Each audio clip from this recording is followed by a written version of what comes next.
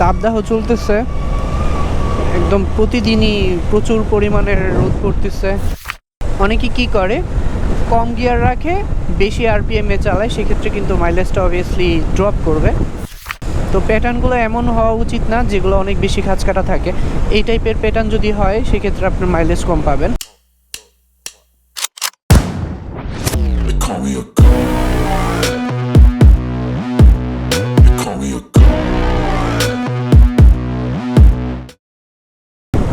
What is up guys, hope all is pretty good. This is Sajjad Hossain Prachurjo. Welcome to Frantic Movers. Good afternoon. The weather is too much hot. It's 40 degrees Celsius around.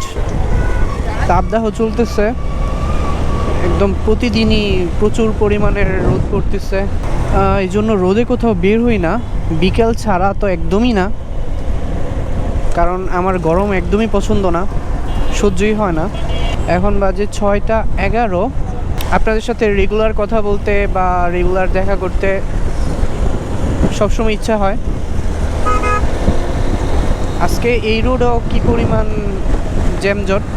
তো আমি বলেছিলাম যে কীভাবে mileage increase করা যায় সেই বিষয় নিয়ে একটা ভিডিও দিব। এটা শুধু মাত্র 4B'র জন্য না, যে কোনো বাইকের জন্য। আপনারা এই পয়েন্টগুলো যদি মেনে চলেন তাহলে অবভিয়াসলি মাইলেজ বেটার পাবেন। পয়েন্ট নাম্বার 1, অযথা ক্লাচ ধরা যাবে না। এটা অনেকের অভ্যাসের মধ্যেই থাকে যে খুব বেশি পরিমাণের ক্লাচ ধরে। তো যেমন আপনি একটা জায়গায় ব্রেক করবেন বা একটা টার্ন নিতেছেন, সেখানে আপনার ক্লাচ ধরার কি প্রয়োজন? আপনি টার্ন নিতেছেন, নেন, ক্লাচটা ছেড়ে টার্ন নেন, পিছনের চাকা স্কিড করার চান্স কম থাকবে বা স্লিপ করার চান্স কম থাকবে। কারণ ইঞ্জিনের সাথে যখন চাকাটা ঘুরে তখন যদি ফ্রি হয়ে যায় সেক্ষেত্রে কিন্তু বালু বা আদার্স পাথর টাথর, নুড়ি পাথর থাকলে আপনি কিন্তু স্কিড করতে পারেন। তো এটা আপনাদের মানে অভ্যাসের মধ্যেই থাকতে হবে যে ক্লাচটা কম ধরতে হবে, মানে অযথা ক্লাচ ধরা যাবে না। যদি ক্লাচ ধরেন সেক্ষেত্রে আপনার মাইলেজ কম পাবেন, কারণ বাইকটা যখন ফ্রি হয়ে আবার যখন আপনি পিক আপটা মোচড় দেন তখন কিন্তু অনেকগুলো তেল একসাথে ইঞ্জিনে যায় এবং বাইকটাকে ধাক্কা দেয়। তো দ্যাটস ওয়াই ওইখানে খুব বেশি পরিমাণের তেলটা খরচ হয়। নাম্বার 2 হচ্ছে, কখনো যদি জ্যামে পড়েন, মানে সিটি রাইডে যদি জ্যামে পড়েন, 40 সেকেন্ড বা 45 সেকেন্ডের মধ্যে যদি জ্যাম ছুটে যাওয়ার পসিবিলিটি থাকে, সেক্ষেত্রে আপনারা বাইকের স্টার্ট অফ করবেন না। অনেকে কি করে, একটু পরপর বাইকের স্টার্ট অফ করে। তো একবার স্টার্ট অফ করলে 3 থেকে 4 টাকা বা 4 থেকে 5 টাকার তেল কিন্তু নষ্ট হয় বা শেষ হয়ে যায়। কারণ যখন স্টার্ট অন করেন তখন খুব বেশি পরিমাণের তেল কিন্তু ইঞ্জিনে যায়। তো এমনিতে জ্যামে পড়লে স্টার্টটা অন করে রাখবেন। যদি খুব তাড়াতাড়ি জ্যামটা ছুটে যায় সেক্ষেত্রে স্টার্ট অফ করার দরকার নেই, কারণ স্টার্ট অন করে রাখলে সে খুব বেশি তেল খায় না, যতটা না আপনি স্টার্টটা একবার অফ করে অন করলে যতটা খায়। পয়েন্ট নাম্বার 3 হলো কম আরপিএম বেশি গিয়ারে চালানো। কারণ এই যে এখন আমি কিন্তু 5 গিয়ারে চালাচ্ছি, একদমই স্মুথলি চলতেছে। তো এই জিনিসটা কিন্তু বাইকের মাইলেজের জন্য একটা বড় ইস্যু হয়ে দাঁড়ায়। অনেকে কি করে, কম গিয়ার রাখে, বেশি আরপিএমে চালায়, সেক্ষেত্রে কিন্তু মাইলেজটা অবভিয়াসলি ড্রপ করবে। তো এটা অভ্যাসের মধ্যে থাকা উচিত, বেশি গিয়ার কম আরপিএমে চালানো। এটা যদি অভ্যাস করতে পারেন আপনি মাইলেজ বেটার পাবেন। Point number 4, well maintenance. এখন এর মধ্যে অনেক কিছু ভেরি করে, যেমন আপনি কিছুদিন পর পর বাইকটাকে সার্ভিস করাবেন। মানে যেই জিনিসগুলো সার্ভিস করানো উচিত, 4 থেকে 5,000 কিলো পর পর কার্বোরেটর ক্লিন করা উচিত, টেপিড অ্যাডজাস্টমেন্ট করা উচিত, এয়ার ফিল্টারটা 5,000 বা 4,500 পর পর চেঞ্জ করা উচিত। দেন টাইমিং চেনটা ঠিক আছে কিনা সেটা দেখা উচিত। ইঞ্জিন অয়েলটা কিছুদিন পর পর ঠিক আছে কিনা সেটা একটু চেক করে দেখবেন। আমি মূলত ট্রিপ 1-এ এই হিসাবটা রাখি, ইঞ্জিন অয়েল কত চলছে বাকি। যখন ইঞ্জিন অয়েলটা চেঞ্জ করবেন তখন আপনার অয়েল ফিল্টারটাও চেঞ্জ করা ট্রাই করবেন। তো এই ধরনের জিনিসগুলো একটু দেখবেন আর কি। যদি আপনি টায়ারের এয়ার প্রেশারটা ঠিক রাখেন সেক্ষেত্রেও কিন্তু মাইলেজটা বেটার পাবেন। কম রাখলে কিন্তু আপনার বাইক চলতে বেশি শক্তির প্রয়োজন হবে, সেক্ষেত্রে ইঞ্জিনও বেশি শক্তি দিতে গিয়ে মাইলেজটা ড্রপ করবে। তারপর বাইকের স্টক টায়ারটাই রাখার চেষ্টা করবেন, কারণ স্টকটা বাইকের সাথে যায়, এরকম করেই বাইক কোম্পানি বাইকটাকে ডিজাইন করছে এবং এটার সাথে যেটা আছে ওইটা দিয়ে থাকলে আপনি বাইকের মাইলেজ ভালো পাবেন। তাছাড়া অনেকে কি করে মোটা টায়ার লাগায়, তারপর 140 সেকশনের টায়ার লাগায় 4Bর ক্ষেত্রে, দেন এরকম কিছু প্যাটার্ন লাগায় যেই প্যাটার্নটা মূলত মিলিটারি গ্রিপ যেগুলো আছে এগুলো কিন্তু নর্মাল রুটের জন্য না, এগুলো পাহাড়ি যেই রাস্তাগুলো আছে সেখানে ওই গ্রিপগুলো ভালো কাজে দেয়। তো প্যাটার্নগুলো এমন হওয়া উচিত না যেগুলো অনেক বেশি খাঁজকাটা থাকে। এই টাইপের প্যাটার্ন যদি হয় সেক্ষেত্রে আপনার মাইলেজ কম পাবেন। যদি ফ্ল্যাট টায়ার থাকে, যেমন সিটির জন্য বা হাইওয়ের জন্য যে টায়ারগুলো আছে সেই টায়ারগুলো আপনি ইউজ করে দেখতে পারেন।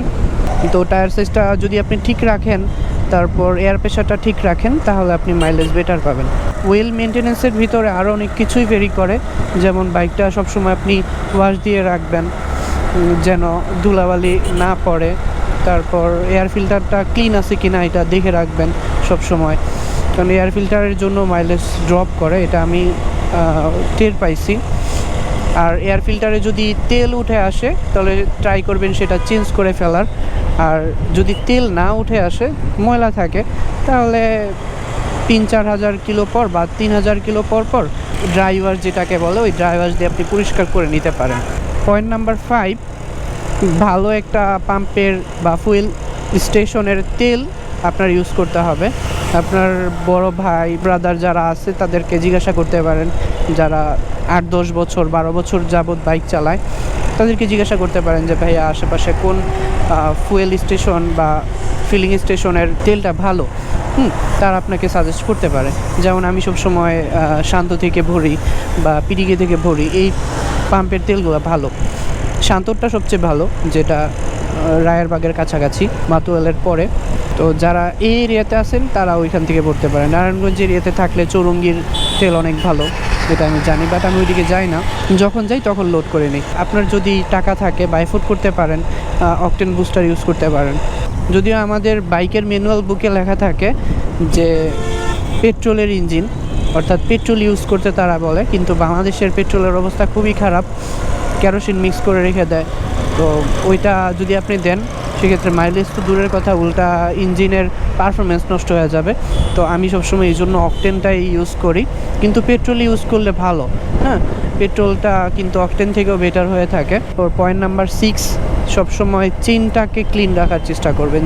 বাইকটা ওয়াশ করার পরে চেন লুপটা করে নেবেন। তো আমি মূলত ইঞ্জিন অয়েল বা গিয়ার অয়েল এই দুইটা জিনিসই ইউজ করি। চেনটাকে কখনো শুকনা রাখা যাবে না, শুকনা রাখলে কিন্তু এটা জং ধরে যাবে, মরিচা পড়ে যাবে, দেন আপনার স্পকেটগুলো নষ্ট হয়ে যাবে খুব তাড়াতাড়ি। তো এটাকে ট্রাই করবেন যে সবসময় লুবিং করে রাখার, আর চেনটাকে অ্যাডজাস্ট করার ট্রাই করবেন কিছুদিন পর পর। যদি আপনি বেশি মাত্রায় টানাটানি করেন সেক্ষেত্রে কিন্তু চেনের অ্যাডজাস্টমেন্ট নষ্ট হয়ে যায়, হ্যাঁ। তো তখন আপনি একটু ধৈর্য দেখবেন যে চেনের অ্যাডজাস্টমেন্ট ঠিক আছে কি না, চেনটা কি লুজ কি না। লুজ থাকলে কিন্তু চেন কিন্তু কটকট কটকট শব্দ করবে, আওয়াজ করবে। আর যদি বেশি টাইট থাকে আপনার স্পকেট দুইটাই খাওয়া যাবে।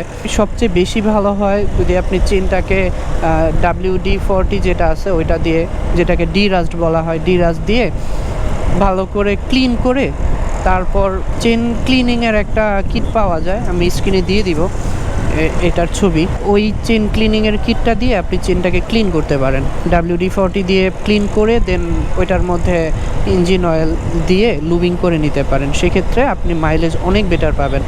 এখন বাজে 6:27, আমি বাসার দিকে চলে যাব, আজান দিতেছে। মাইলেজ ইনক্রিজিংয়ের জন্য এই জিনিসগুলো আপনাদের মাথায় রাখলেই হবে। তো ভিডিওটা এই পর্যন্তই। যদি ভিডিওটা ভালো লেগে থাকে একটা লাইক করে দিন আর সাবস্ক্রাইব করে পাশেই থাকবেন। Stay tuned for regular update. Signing off.